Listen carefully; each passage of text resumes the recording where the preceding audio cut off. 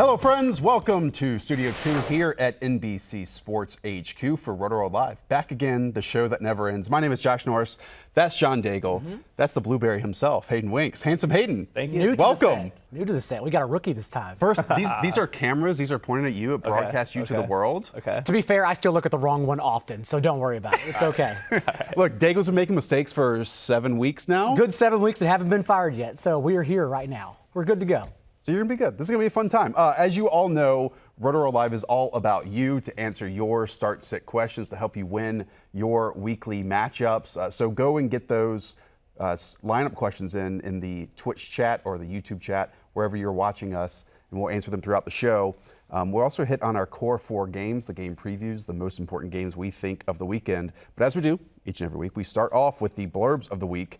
And let's start in Green Bay, because this is a situation, Daigle, where earlier in the week, we thought guys like Marquez Valdes-Scantling, Geronimo Allison were all going to be out because they exited, the Monday night game. And so Adam Lazard, all these other random names stepped up and performed.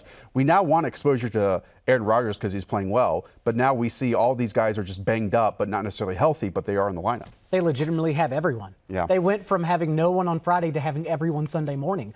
And so all you can do is take the information we have now and just not use Allen Lazard. I think it's pretty much that simple. I know we wanted to use him as a wide receiver 3, but you no longer can, if only because we are projecting absolutely nothing. We have no idea what's going to happen except to assume that all their starters are going to play a full amount of snaps. Is there one favorite that you have this week? I mean, I know MVS has had his moments, Geronimo has had his moments, but since Devontae Adams has been out for a long time, none of these guys are really the alpha receiver with an alpha quarterback in Aaron Rodgers. Yeah, I think Aaron Rodgers right now, he can only support 2 wide receivers at the most. And I think for me, it's Marquez Valdes-Scantling.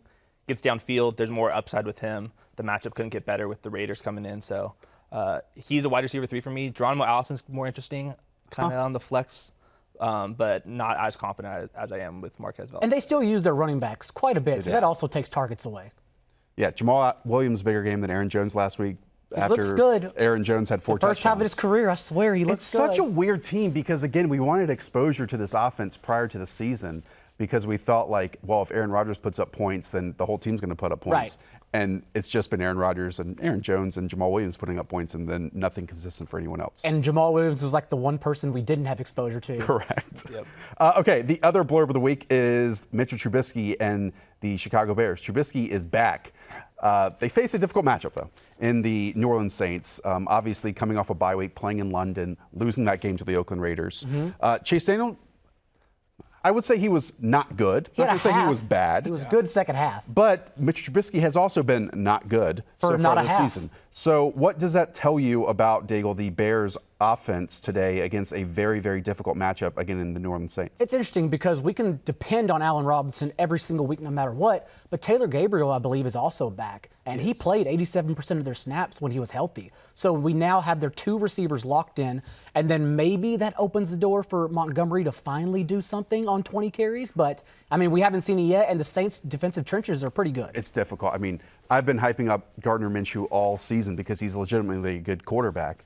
And then do you see what the New Orleans Saints did to him last week? Yeah. Just confused him on every single throw. And I'm afraid they're going to do the exact same thing to Mitch Trubisky, and you're going to see more rushing yards maybe than passing yards today for Mitch. It's an ugly game. It is. We'll talk about Latavius Murray here in a bit. It's an ugly game. But even with Mitchell being up and down and Chase Daniel being up and down, Allen Robinson has been a very, very steady performer. Yeah, I mean, every week, wide receiver 2, 3, the targets are going to be there. Even when the offense gets stagnant, he's getting the ball. He has touchdown upside just because he's a beast. But, I don't think there's much of a difference between Daniel and Trubisky, so fire him up. It's a little surprising that the Bears are 3-point favorites in that game. I know they're at home, but that's a tiny total, too, of 38 points. All right, it's an ugly game. Let's get into your viewer questions. Again, leave them in the Twitch chat and in the YouTube chat. But before we get to those, I also want to plug our season pass. Some of you might be struggling in fantasy football. 1, pay attention to our podcast and our shows more often. But 2, if you want a little bit of extra help, go to rotoworld.com/win and use promo code NFL30 for 20% off the season pass. I think it was 30% Isn't off. It 30% off now? Yeah. So it started at $20. So what? That's down to Don't make me do math in front of the people. $14? Not my specialty. With 30% off? Is that Hayden's the math guy? We should be looking Yeah, at Hayden's the math guy. Yeah. We're there. That's all we have here today. Again, if you want more of our premium content, which is everyone's rankings and even more goodness, go to rotoworld.com/win and use promo code NFL30. All right, viewer questions. Let's take the first one from JV0. Full point PPR, Carlos Hyde or Latavius Murray or Adrian Peterson. Hayden, I know Carlos Hyde has performed very well. I was talking to the control room and Adam about this prior to the show. It still hasn't registered that Carlos Hyde is good at football or having a good season. New year, though. I know, and I guess he's the most consistent member of this trio of again, Hyde, Murray, and Peterson today. Yeah, I would definitely go Carlos Hyde. I think he had 26 carries last week. Just getting the volume that you want pieces of this offense. It's going to be a game that's going to have a decent chance of shooting out. So, yeah, give me Carlos Hyde and some touchdown equity. Before that game, though, he hadn't topped over 70 yards Really? since week 1. Yeah, he was just getting carries. And then last week, obviously, that's how you attack the Chiefs is up the middle. So I think it's kind of point chasing. Yes, he'll still get the carries, but I imagine he won't find too much success. So I just like Latavius Murray's 20 touches. Yeah, I think it's very close between It is Latavius close. and Carlos Hyde, and in that case, I will go with the game with a total of 48 versus the game with a total of 38. Although I wonder if this Bears defensive front is a little bit different without Akeem Hicks up front. Definitely. And I kind of like the Texans. And anyway, Josh so it Jacobs is ran close. all over them in London Yeah, just 2 weeks ago. sure. So I kind of contradict myself. Not Adrian Peterson, though. We Let's- can make cancel that out clear. AP. Correct. We don't want Adrian Peterson today. We're going to have a lot of Latavius Murray questions, so Daigle has another one for you. ANSA, Latavius Murray or Stephon Diggs in full point PPR. We know Latavius is coming off a good week, but Stephon Diggs is coming off maybe a career week and just torching the Philadelphia secondary. Latavius Murray's safer. I still think I go Stephon Diggs. You're not worried about Darius Slay. I almost slipped my mind. Who has been bullied this year. You're not worried about him. The issue is that the Lions are missing 2 of their top defenders in the middle of the field, and Deshaun Hand and Mike Daniels. And we know the Vikings love to run. Yep. That is the big concern here. Can they stop the run? And if they don't, do the Vikings just once again hide their passing game? And that's why I'm kind of worried about What do you think about people going back to Stephon Diggs? Well, again, this is an even matchup. It's a pick'em game, 45 total, and we know that Kirk Cousins has been getting it going the last couple weeks. Yeah, he's just super boomer bust. If the Vikings want to run the ball, which I think you're right, they're going to want to do this week, then he's prone to throwing up like 5 or 6 fantasy points. But the upside's too big to go with Latavius. I agree. Latavius is an interesting one because this is an offense that has moved sideline to sideline, not forward without Teddy Bridgewater, minus that game against the Bucs. And now they don't have their main sideline to sideline playmaker in Alvin Kamara. So what happens to this offense as a whole? Like, I'm terrified they just sink. Yeah, it's gonna be bad. I understand. Let's go to AHUD standard, John Brown or Terry McLaurin. This is a nice little, I mean, one, you're playing the matchup, and one, you're avoiding the matchup. Because Terry McLaurin, who Rich Rebar pointed out, has the most points through the first 5 games of someone's career since Randy Moss. Yet, he goes on the road, or he's at home, against the San Francisco 49ers, the best defense in the NFL, as 10-point dogs, just 16-point team total here, versus John Brown, who faces off against the Miami Dolphins, and they're favored, I think, by like 17 points. John Brown hit a little bit of a rut there, but he was still, in my mind, always a wide receiver 2. And he returns to that, I imagine, this week against the Dolphins. Yeah, I think this one's pretty easy. John Brown, upside for sure. No Xavier Howard, Rashad Jones as well. So I think he's like easily wide receiver 2 this week. But if someone's in a pinch with McLaurin, I don't mind him. His floor is still Agreed. pretty high. He's matchup proof, honestly. And I would say the only part of that, my issue also with him is I don't think he saw his first target until like the final 2 minutes of the first quarter last week. Yeah. There's something about chasing garbage time points, and I think people fall in love with that. Like, oh, no matter what, he's going to be good. But then that predicts just bad efficiency for the first 3 quarters. And I would rather go with someone on a team that is expected to score more points and a good player in John Brown here as well. And I don't like to factor in weather too much unless wind is involved. Yeah. But it is like sludging and like raining hard out in Washington right now. Okay, let's go over to Nick Sands, 18, who I believe has left us a question each and every week. Joe Mixon or Austin Eckler in half-point PPR. The Cincinnati Bengals are awful. Austin Eckler was great, but the Chargers' offense, Hayden, has kind of like changed since Melvin Gordon has come back. And I mean, I'm sitting here in a studio and not coaching on a football field. Kind of seems like to me Austin Eckler is not being used enough right now. Definitely not. And the Chargers were trailing last week, and that's when we should expect Eckler to be going off. And just the snaps weren't there. Melvin Gordon was on the field. I think the Chargers want to get Melvin Gordon back to a big-time role. So I would go Mixon here. The matchup and everything, just a disaster for Joe Mixon and everyone involved. But I think at least he's going to be on the field, and we can't say that about Eckler. The advantage Mixon has is that the Jags are dead last in Football Outsiders rush defense DVOA. And quite honestly, without Jalen Ramsey, they're no longer a defense you're scared of at all. You target players against them. Well, and both these teams, the Bengals and the Chargers, are actually dogs. I mean, the Chargers are 2-point road dogs against the Tennessee Titans, who are starting basically Blaine Gabbert and Ryan Tannehill. It's just mind-numbing how bad these teams are at using their personnel, though. Like with Austin Eckler, I imagine they fade him even more. Yeah. They still want to continue giving Melvin Gordon touches, despite it being completely inefficient. And then Joe Mixon, obviously, only 10 routes run last week. They just aren't even using him in the passing game, his strength. Let's go to the first core 4 matchup of the weekend. That is the Baltimore Ravens at the Seattle Seahawks. The Seahawks are 4-point home favorites, a total of 49.5 in this game, and that speaks to just how little respect we should give both these defenses. So in that case, my questions are going to be offensive related. We know that no matter what, Lamar Jackson Daigle is going to pick up rushing stats. I mean, that's the foundation of his game. But in order for them to top that 4-point deficit that the Desert thinks they'll have in this game, he's going to have to throw the football. So who is going to benefit from him throwing the football in this game? We have the proof from last week that without Marquise Brown, yes, Willie Snead ran a season-high amount of routes, but they only go through Marquise Brown and then Mark Andrews, and that's it. Andrews got 18 slot snaps last week. They just insert him, and he becomes their slot receiver. And you just can't trust, given Jackson's inefficiency throwing to the outside, you just can't trust anyone but Andrews, and that's the target tree. It stops there.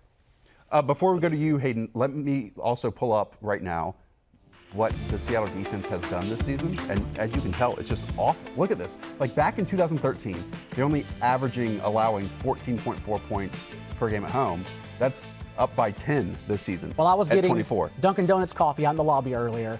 I had someone ask Dak Prescott or Lamar Jackson. And I think that kind of tells that people still believe Seahawks defense is what it was historically. But it's not. It's just very bad. Is that a humble brag, Daigle? Dunkin' Donuts coffee? No, not Dunkin' Donuts coffee. But that, like, you're already known in this building as, like, the guy to go to for fantasy football questions? I just walk around with my laptop looking for coffee all morning. That's literally what I do with my life. Okay. Hayden, what do you think? Marquise Brown, questionable, who knows? And the offense really changed, at least the passing offense does, without him in the game. Yeah, the Jaguars, the Seahawks, and the Ravens, these are name brand defenses that don't deserve any credit anymore. Right. So we should be attacking these. Marquise Brown is doubtful to play. I don't think he's going to play. It's going to be Mark Andrews, 7 to 9 targets. Seattle's in the bottom 10th percentile versus tight end this year. So he's an easy top 5 play at tight end. Miles Boykin, Willie Snead, I would rather not even try with those. Yeah, let's not think about those. All right, on the Seattle Seahawks, and let's also look at the passing game. I mean, this is a team that knows their identity incredibly well, right? They run the football with Chris Carson. They throw the ball to Tyler Lockett. They take deep shots with DK Metcalf, and then Russell Wilson can make magic happen when he needs to. How many of those pass catchers on the Seattle Seahawks side, because now Will Dissly is out for the remainder of the year, are you interested in? Because he was a startable tight end each and every week as well. Yeah, 15% of the target share is now available. He ran 70% of their tight end routes. So that's all now an opportunity for Luke Wilson. But as friend of the show, Rich Rebar, said, never forget you take 2 L's with Luke Wilson. So you avoid him. That's rough. You avoid him. And yes, Tyler Lockett has a tough matchup inside the slot, but I would imagine that's where it goes. And then Marcus Peters will play on the outside against DK Metcalf. But Marcus Peters, as we know, is not a matchup you're scared of at all. DK Metcalf could dominate that matchup. He can, and they're adding, Hayden, a DK Metcalf player to like each and every week, because it started off with him just running vertical routes, and then every game built off that. Now they're moving him in the slot and asking him to run vertical routes out of there. And then last week he ran a drag route across the formation. I mean, he's harnessing the athletic ability each week, and I think he's going to verge on as the season goes along, because maybe other than the Chiefs, I think, and maybe even now with Patrick Mahomes out, Seattle might have the best offense in the NFL. Yeah, I mean, Russell Wilson's playing out of his mind right now. And you know you're going to get the efficiency with Tyler Lockett. DK Metcalf has just been so close. He's had 7 red zone targets, hasn't scored a red zone touchdown yet. And we know he's capable. He's so big, so athletic. So he's due for some positive touchdown regression. I'm like very confidently playing him as a wide receiver 3 right now. Yeah, just like a 39-year-old Earl Thomas trying to chase down DK Metcalf is a visual I can just pop into my head right now and see it playing out today. All right, let's keep going to your viewer questions. More Austin Eckler stuff. Why not? My name is Scap. I don't know. Pick one. Sure. Austin Eckler or Marquez Valdez-Scantling in full point PPR. In that case, I still go Eckler. Yeah, me too. I disagree. You go MVS over Eckler? Yeah. I don't. Is this insider knowledge since you used to work for the Chargers? No. Okay. Far from it. Yeah, I just think Marquez Valdes-Scantling is the clear-cut wide receiver one over there. They have the easier matchup. When I was going through the Chargers, I rank all the teams by their over/under or by their team total, and they have so many guys that we want to play in fantasy, but the team total is at 20. I mean, there's going to be a lot of Chargers that are going to be busting this week. I think that's going to be Eckler in particular, and then maybe Mike Williams. We'll see. Me selecting Eckler in most questions is because I am instilling faith that Anthony Lynn sees just the dismal work that Melvin Gordon's doing, and they get Eckler more involved. However, it's probably my fault for banking on the Chargers for doing something intelligent. I mean, you remember when people wanted to watch the Chargers play football this season? Eckler was fantasy's RB1. He was one of the best players on any field. It's wild. Even Greg Cosell said the midweek on his podcast that it's just insane. They have to use Eckler more than Gordon. A-Tubes is dealing with an Alvin Kamara injury because he is out. Who should he start instead? Chase Edmonds, who had a nice week last week, or Jamal Williams, who also had a nice week last week? I would say definitely Jamal Williams. We know he's going to be on the field at least a little bit more than Chase Edmonds. There's a chance that Aaron Jones just loses a lot of his snaps after last week. We have to be a little cognizant of that. Jamal Williams probably not a bad guy to have on your bench right now. Whatever the case, they've played 4 games together, Jamal Williams and Aaron Jones, and Jamal Williams has played 49% of the snaps. Yeah. It is a true timeshare in every game, and it's, yes, guesswork who produces more, but the fact is, as we talked about earlier, Jamal Williams has truly looked really good in this offense. Yeah, and one team is favored by 6.5, the other team is 3-point road dogs. And Green Bay's the one who is favored at home by 6.5. So, yeah, why not go with the back in that offense? All right, Chuck B has a quarterback question, John Daigle. Dak Prescott or Josh Allen this week? We'll talk about Dak and the Cowboys a little bit later on, but Josh Allen is favored by 17 points at home against the worst team in the NFL, maybe history. 2 things here. Josh Allen, yes. Josh Allen, amazing. You also get the rushing floor. Correct. Week 17, recall, 220, 3 touchdowns, and then another 90 rushing yards and 3 touchdowns, or 2 touchdowns. However, the Bills should not be favored by 17 points. We have that. That's correct, right? It is 17. There's no way the Bills should ever be favored by 17 points. Why? Bills are good. They're 4-1. Yeah, but it's still the Bills. It doesn't good. matter. Yeah, but Don't you think the Bills are they're good? not 17 The points. Bills are good, but can they score enough to? They're not 17 points get better there? than a Ryan Fitzpatrick Dolphins offense. Like, Ryan Fitzpatrick is a wrench. It's not good, I understand. A half of Ryan But Fitzpatrick. he's still a question mark rather than Josh Rosen, who wasn't a question mark in the offense. Driving into work today, did not expect anyone to stick up for the Miami Dolphins. Not expect anyone at to some bet the point in Dolphins this plus show. 17 and yell about it. So. I mean, it's a total of 40. I mean, the Dolphins are 17-point road dogs and only expected to score It's a bad 11.5 number. points today. Too many Not points. good. Okay, Not good. Let's keep going. No one wants to talk about the Dolphins except for Daigle. Texas Cowboys, Tevin Coleman or Golden Tate in standard scoring. I thought Golden Tate was going to have to compete for touches a little bit more because Sterling Shepard was going to come back. He's not. But Evan Ingram is coming back. And, I mean, Jesus. Tevin Coleman, really good football player. Matt Breida, really good football player. Both guys, 10-point favorites on the road against the Washington Redskins. And running weather. And Tevin Coleman is going to get 15 touches in this game. And Tevin Coleman has proven to be their goal line back. Yeah. 5 touches inside the 10 last week, 0 for Breida. It is Tevin Coleman, no doubt. Yeah, definitely. The matchup can get better. I do like Golden Tate as well. Me too. As a strong wide receiver 3 option, but Just not give as me the good as Tevin touches. Coleman. Yeah, just give me the touches. Let's go to a fun quarterback. Desperate times ahead for Rob B. Danny Dimes or Gardner Minshew.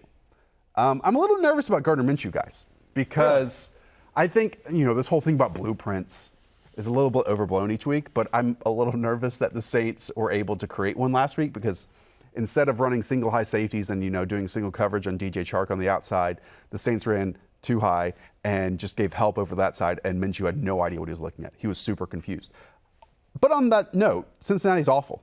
I don't know if they even have the personnel to match up at all with this Jaguars team. This is not rhetorical. I'm legitimately asking you this question because I'm not sure. Has anything you've seen from the Bengals this year translated that they're going to learn and then they're so use bad. it? Okay, so no. So then we don't worry about them playing the correct defense. So and missing and both they're starting missing, corners. Yeah. Right. And edge rushers. Okay. So, but I guess that allows Gardner Minshew to be in play, but are you playing him over Daniel Jones, who is playing an awful defense in the Arizona Cardinals and 3-point and been bad minus that Bucs game? I still play Daniel Jones. You have a rushing floor with both. Well, I don't know. Minshew, Like he's a good rusher. A little bit. He was yeah, a little bit. No, but he was very good in general. We have one bad game from him against a really good defense. Yes, and it was his only bad one. Whereas Daniel Jones hasn't been able to hit 20+ yards downfield. Yeah. Yada yada. Let's remove the names from this one. To me, it's the home favorite expected to score at least 24 points. Yeah, I'm going Minshew, actually. Jones. I like Minshew. Oh, okay. All right, Daigle. Next Core 4 game is a great one. The Rams at the Falcons. I mean, these teams aren't that good. It's an exciting game, though. The Rams are 3-3. They've lost 3 straight. The Atlanta Falcons are 1-5. But there's a boatload of points coming in this one because the total is 54. Let's first look at the Rams passing game. It doesn't take that long to look at it because they put up 78 passing yards last week. Wow. So 1 week after 500. After a game of 78 passing yards, can you still suggest starting guys like Jared Goff, Brandon Cooks, Cooper Kupp, Robert Woods, all of them? All of them. The only reason Goff was not in the drop list on the waiver wire column last week was because of this matchup. And now we have this matchup. This is the one matchup you are not concerned about for any offense. They have just healed all wounds. And so I think I said wounds, not wounds. They did not heal wounds for sure. But you are going right back to the Rams offense, and you're not concerned. You're going back to Brandon Cooks, who still leads in air yards despite leaving early with concussion. You're going to Robert Woods, who's due for positive regression. And you're certainly going to Cooper Kupp, who still leads his team in target share. And Gerald Everett if you need to as well. And it's not just this matchup, man, and not to jump ahead, but they play the Cincinnati Bengals next week, too, and then they're on a bye. Great. So, I mean, it's 2 straight weeks of Jared Goff after 78 yards. You got to run him back one more week. One Definitely. more week. The Falcons 31st in passing DVOA, last in adjusted sack rate. Jared Goff, we all know, struggles against pressure, but can the Falcons even do it? And they're putting Vic Beasley on the trading block, too. So it's a What's wild is, Grady Jarrett is still playing at a really, really high level, but he's the only one on the inside making anything happen. He'll have to get 5 sacks a day for even. I've said it earlier in the week, Matt Ryan is a legitimate MVP candidate, except he's not because the defense is so bad. Well, let's look at that. Thanks for the lead-in, Daigle. I'm professional. Awesome. look at this on the Falcons' offensive side because we talked about how bad their defense is. Their offense is still electric. I think Matt Ryan was 30 of 36 last week. He's putting up 300-plus passing yards in every single performance. Easy. We do know the Rams traded multiple first-round picks for Jalen Ramsey. We think that he's going to shadow Julio Jones because that's the easy conclusion to make. So how long can this Falcons passing offense sustain this success despite the opposite from their defense?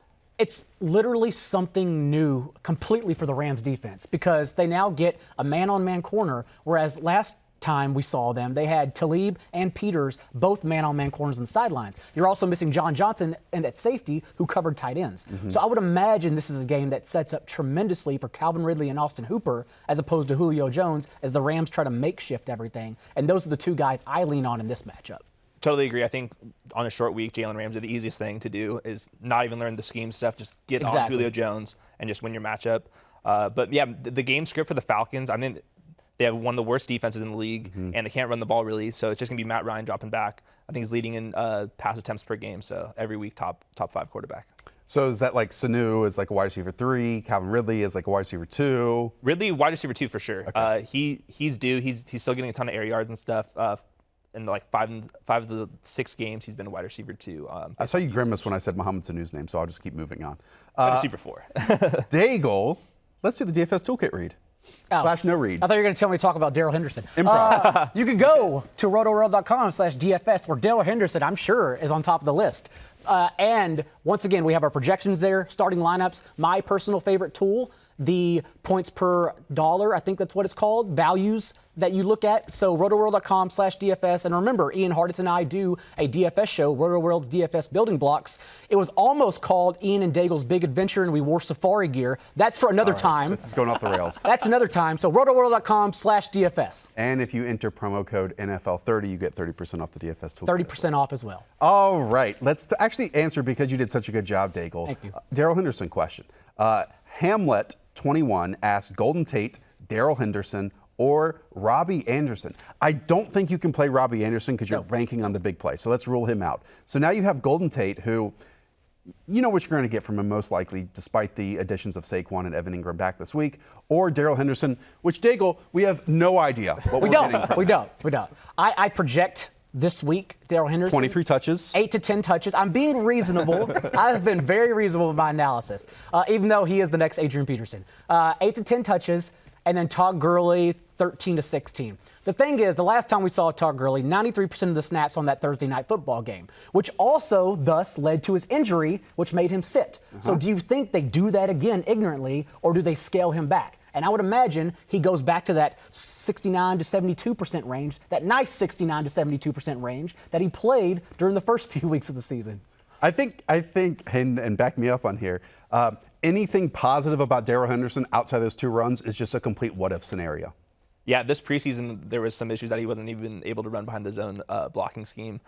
But I'm sold on Darrell Henderson. He's so explosive. What am I doing here? But Golden Tate is the play. But I'm with you. Darrell Henderson is a possible league winner on your bench. All right, Daigle. That's another one then from Warvey. Darrell Henderson or MVS? In that case, it's all Darrell Henderson. You just take the ceiling.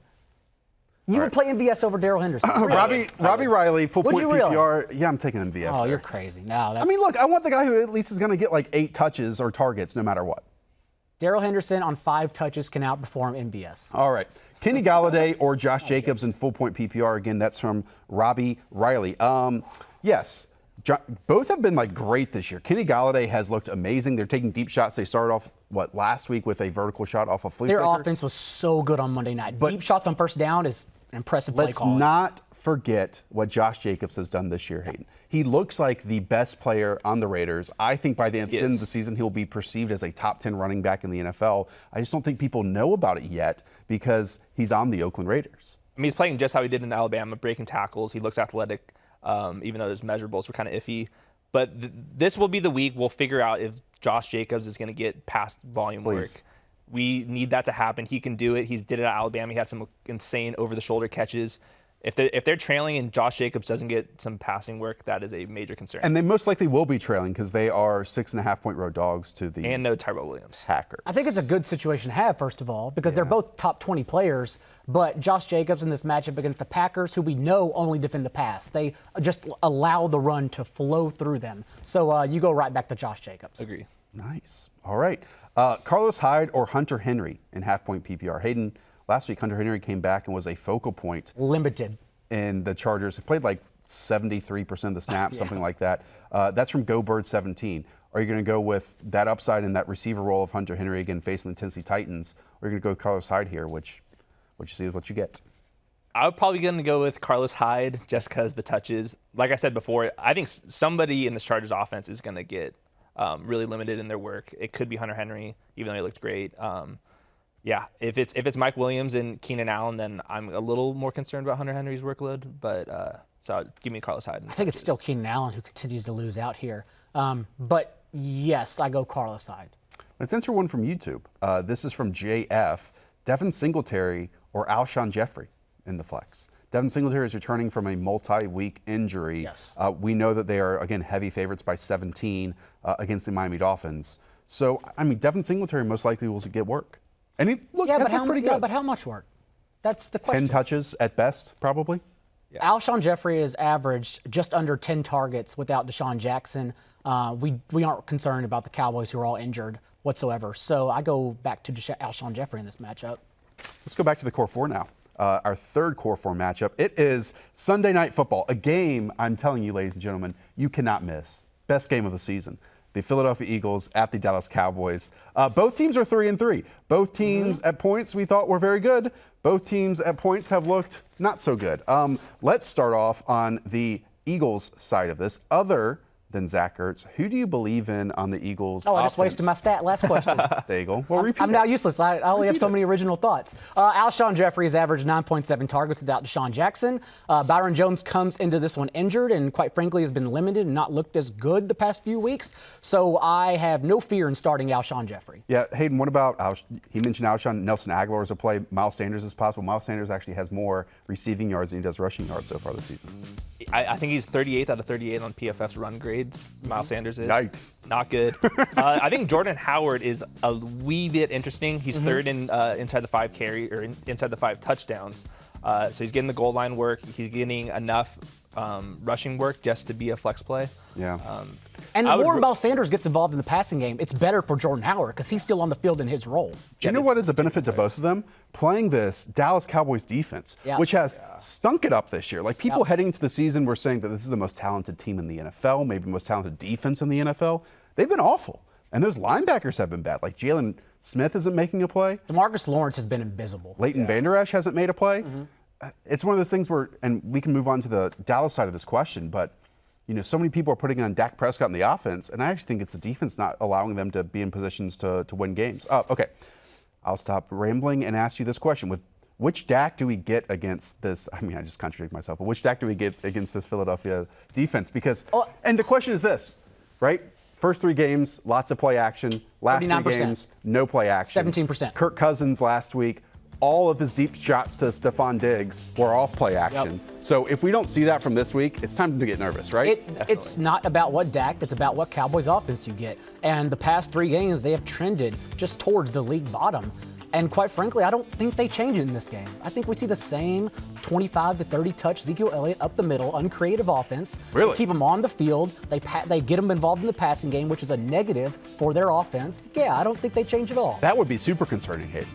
Yeah, that would be the worst. It's Kellen Moore versus Jason Garrett and possibly the front office here. Yeah. I'm hoping Kellen Moore comes out here.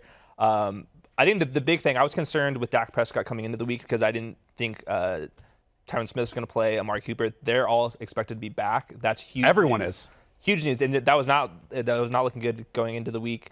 Dak Prescott averages 6 more fantasy points with Amari Cooper over the last 2 years. So. Amari Cooper's an interesting one, though. Is there a Amari Cooper prompt on that run sheet, or can I talk about him really quickly? Go ahead. I didn't know if we were just going to walk into it. How do you feel about Amari Cooper then? Because it's still like we don't know. So it could be a 3-snap outing for the second straight week, and you have him in your lineup, and it's like, oh, well, that sucks. And the Eagles are getting, I'm not saying good corners back, but they're getting different corners back. They're getting guys back. And Jalen Mills. They're getting healthy bodies back, I guess. Yeah, I was also concerned that he could be just a decoy out there, Amari Cooper, that is. I'm not too concerned about Jalen Mills and Ronald Darby. That's true. The player we are most confident in the passing game, in the receiving game, is Michael Gallup in this game, because no matter what, he's going to play every No matter what. And Randall Cobb will be back, but once again, you're not sprinkling anyone in behind Gallup and Cooper. It's just Cooper and Gallup, and that's it. Again, this is a drop all responsibilities game and watch it. And I also want, because it's on Sunday Night Football, I also want to tell you about the Sunday Night 7. Join the fun. It's all new.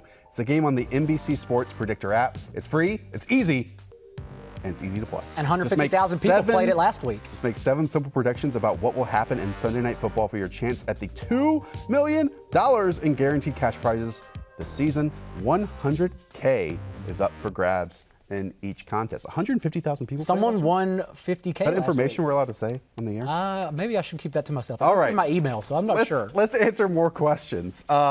Melvin Gordon, Sony Michel, or Devin Singletary. That's from Lamb Chops 71. Pick 2. So just sit one of those. Is it Singletary because he's not the lead running back in his backfield? Yeah, I wish we had more information on Rex Burkhead, but we are going with what we're working with, and that is that he was limited again all week at practice. I would expect him to play, but what does that do for this offense? Does it take away from Michelle or James White? So I guess you have to. Let me test your Latavius Murray appreciation here, Hayden. James White, and this is full point PPR, James White or Latavius Murray. And that's from Teflon Don. I would go Latavius Murray just because I agree. I think Rex Burkhead is going to play. Yeah. And James White loses 6 points per game when Rex Burkhead's in the lineup.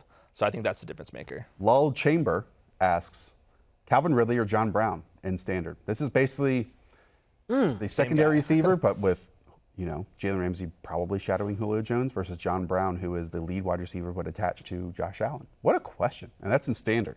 Standard might change that. That's a tough one. Oh, in standard. John Brown? John Brown, yeah.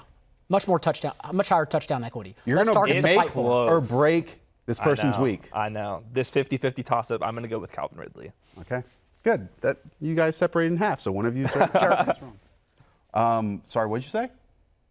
I didn't hear what you said. Anyways, okay. C.T. Sherman asks Aaron Jones or Marlon Mack. Who are you going with? Marlon Mack. For sure, Marlon Mack. Yeah, definitely. Okay. He's a workhorse to himself.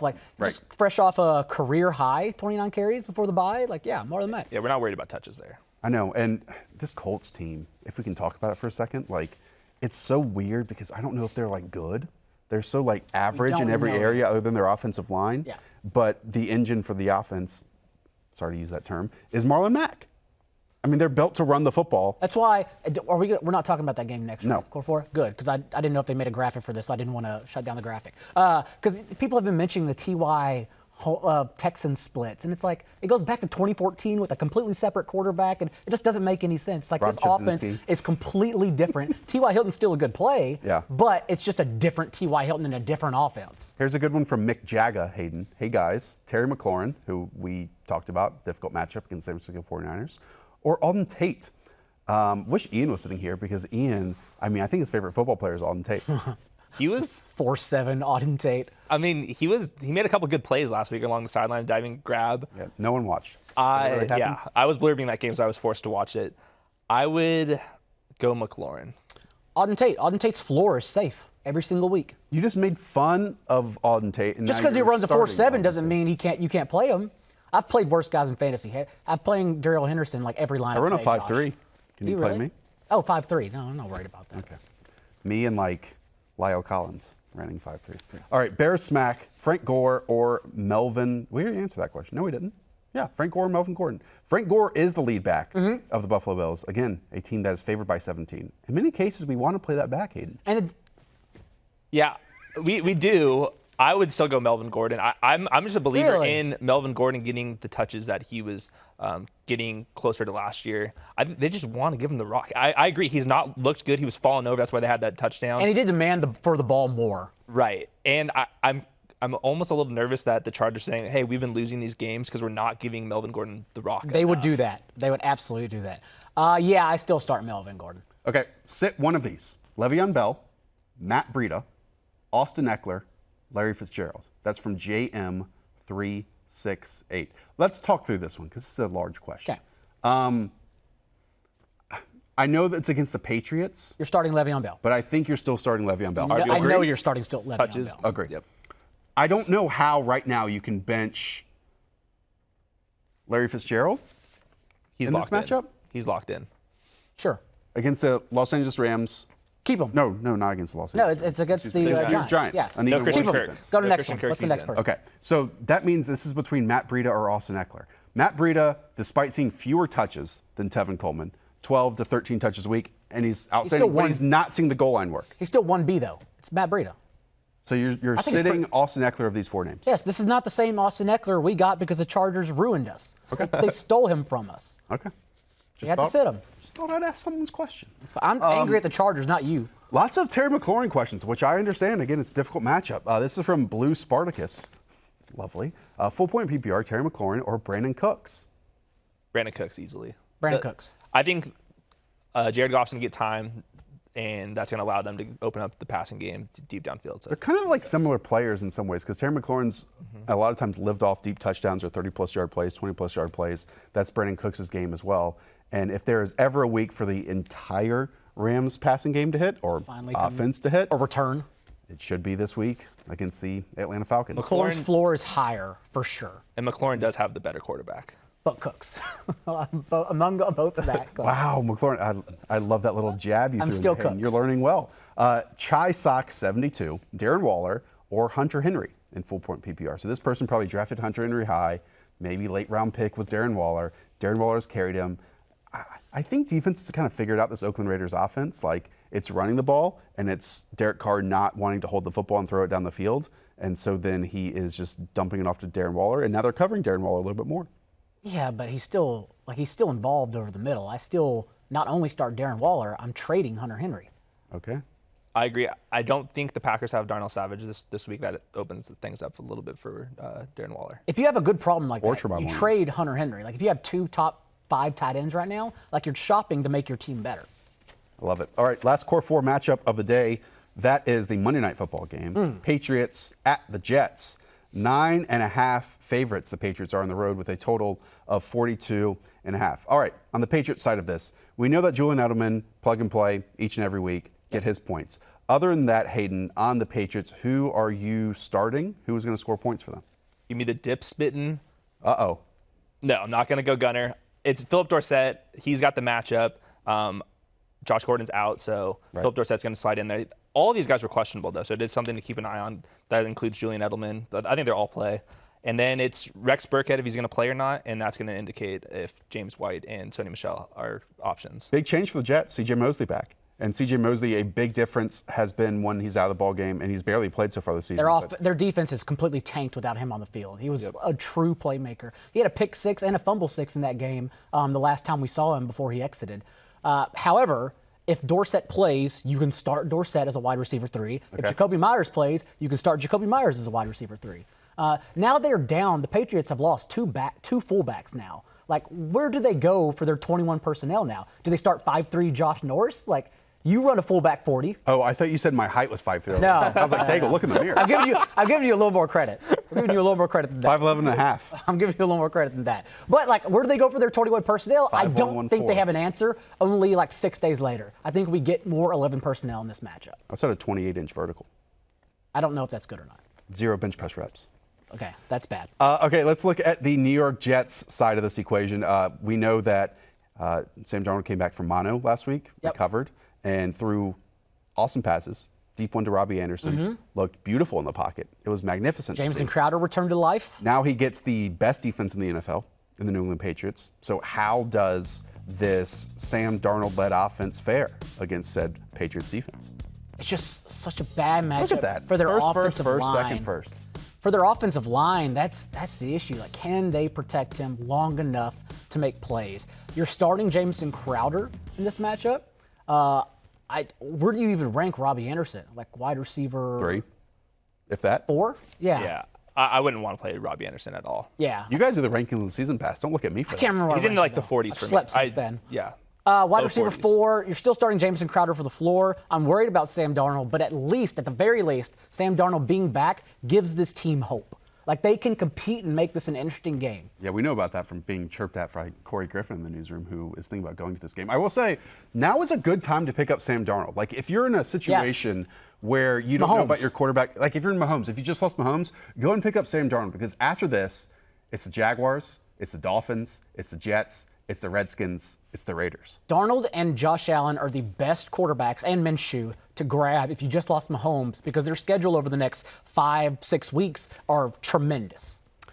Do you think the Jets could pull this upset, Hayden? I mean, they just topped the Dallas Cowboys. No. All right. No. Don't even want to play along. Like I said, it's fun that Darnold's back, but let's be honest. Let's be honest For a second. Yeah. I will say Jameson Crowder, I think, is the way better play over Robbie Anderson. I would start Jameson Crowder as a wide receiver 3.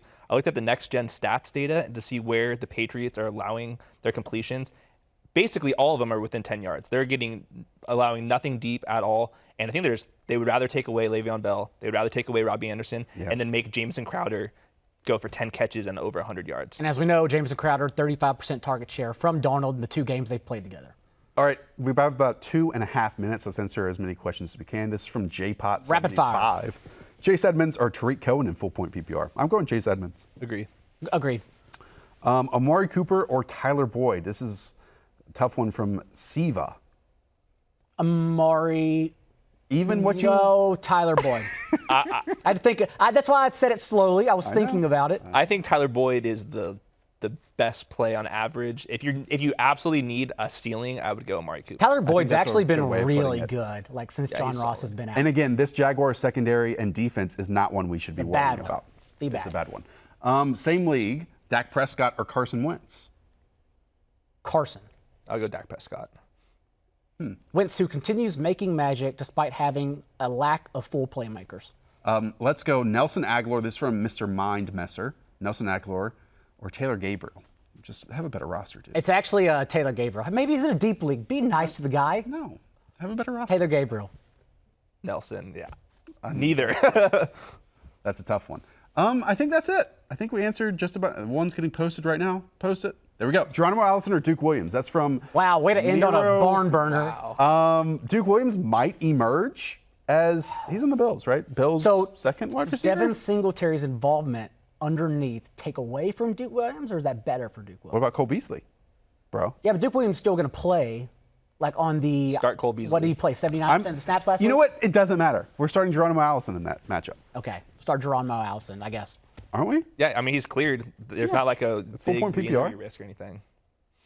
That's it. Exciting one to end on. Hayden, how do you feel? Feeling good. Settled in. Hayden's actually going to be here all week, so go and subscribe to the Rotoworld Football Podcast. We'll have episodes actually tonight. That reminds me. And don't forget. Staying up late. Full game reviews on the Rotoworld Football Podcast. NBC, what are you doing? NBC, Cowboys, Eagles. Don't forget Sunday night. You've been here for 7 weeks, and you are far more It's a big game tonight. Wow. All right. Again, Rotoworld Football Podcast. Go and check that out. We'll have episodes on Monday, Tuesday, Thursday, and Friday. For John, for Hayden, I'm Josh. Thanks, everyone. Talk to y'all soon. See ya.